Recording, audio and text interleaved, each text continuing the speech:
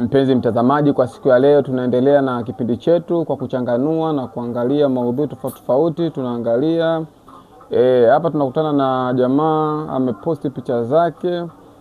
Baada ya kuposti picha zake, picha unapokuwa umeweka kwenye mtandao wa kijamii, ile picha lazima iangaliwe na watu wengi. Kwa hiyo lazima tuwe makini sana. Unapoweka picha yako inaenda kuangaliwa na watu wengi sana. Sasa kwa siku ya leo nimependa kuwaletea kitu nilichokiona na sijui huwa shida ipo wapi. Lakini pointi yangu ni nini? Kwamba unapokuwa umetengeneza maudhui yako, umeweka mtandaoni, basi jua ile picha au video inawafikia watu wengi sana. Ile video au picha inawafikia watu wengi sana.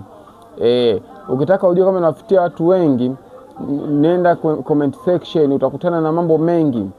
Mpaka najiuliza hivi hao wanaotumia hizi picha au wanaorekodi video hizi wanakuwa wanafikiria nini?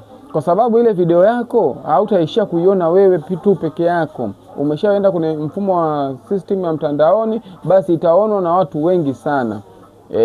Naenda nawaonyesha video picha tofauti ambazo watu wanaziweka zinaleta shida. Kwa siku ya leo nimeona niweke video hii hapa. Ninachoshauri unapokuwa unatengeneza maudhui, angalia maudhui ambayo haitaleta mushkeli, kwa sababu kuna kutukanwa sana. Mimi mpaka najiuliza au mtu anakuwa haangalii. Yaani mtu unajiuliza hivi huyu anayetengeneza haya maudhui haangalii impact yake. Baada ya kuwa umetengeneza maudhui, huangalii mwendelezo, kwa sababu unapokuwa umetengeneza maudhui panakuja na mambo ambayo yanajitokeza baadaye.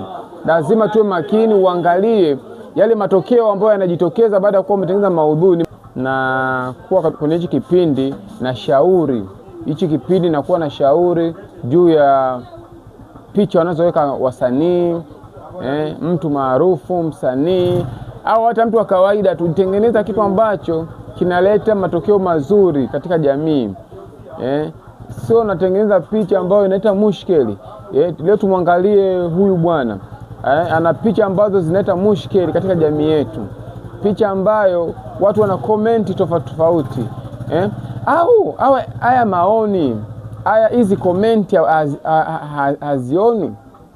Yaani mtu anatengeneza maudhui yake, baada ya kutengeneza maudhui haangalii effect zake. Haangalii upokeaji wake. Kwa jamani, mwe mnaangalia mnapokuja kutengeneza na mwe mnaangalia maoni yanayojitokeza kupitia hilo. Kwa mfano kwa siku ya leo nitawasomea comment tofauti ambazo zimekomentiwa kwenye baada ya kuwa imechapishwa picha hii. Hii Facebook tu mtu umeweka picha inatolewa maoni mengi. Hebu angalia leo, nataka niwasomee maoni ambayo tutakayoyaona.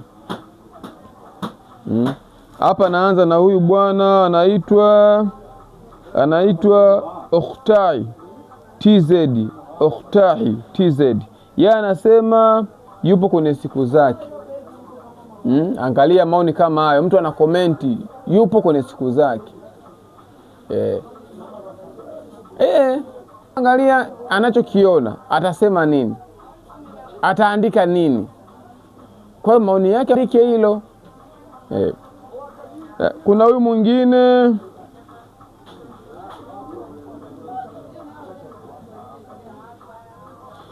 anaitwa Francis Danieli, anasema huyo jamaa watakuwa wanamfukonyoa.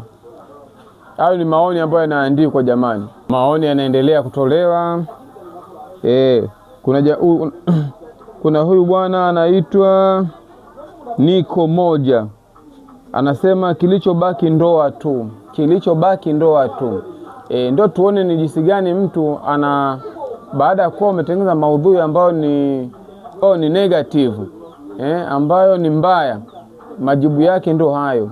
Watu wanatoa comment ambazo zina ukakasi. Kwa hiyo jamani, tubadilike jamani, tuangalie maudhui nzuri, tuangalie picha nzuri za kuposti kwenye mtandao wa kijamii.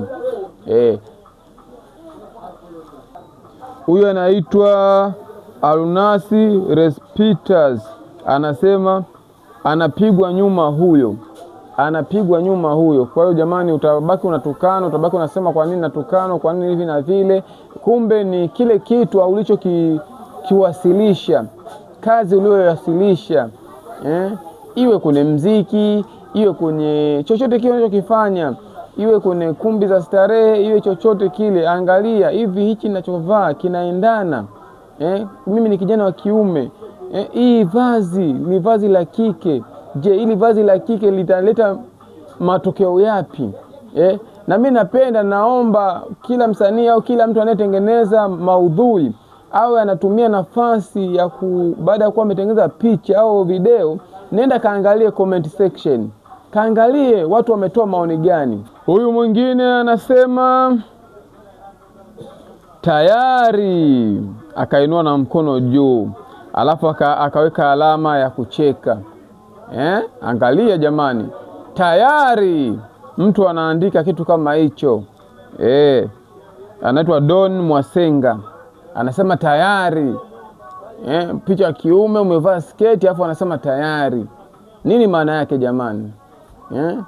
Tayari ushafanya mambo ya ajabu, tayari umegeuzwa hivyo, tayari umekuwa katika mazingira hayo. Kwa hiyo lazima tu tunaangalia jamani vitu vya kuposti, vitu vya kutengeneza. Hayo ni maoni tofauti ambayo ninakuwa nawasomea. Na mimi hii channel nimeiweka kwa malengo mahususi, kufundisha na kukemea, na tunaonyesha maisha halisia. Baada ya kuwa umetengeneza kazi za mtandaoni, uhalisia ni upi? Ndio tunaenda za comment section. Napenda watu wawe naangalia comment zao baada ya kutengeneza maudhui yao. Hizo ndio comment ambazo zinawaendea.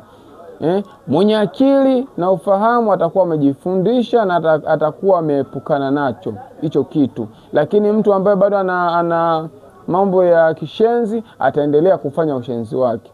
Lakini mimi mpaka kufanya hiki kipindi ili mtu ujiepushe na kujifundisha kwa kuacha menendo hiyo.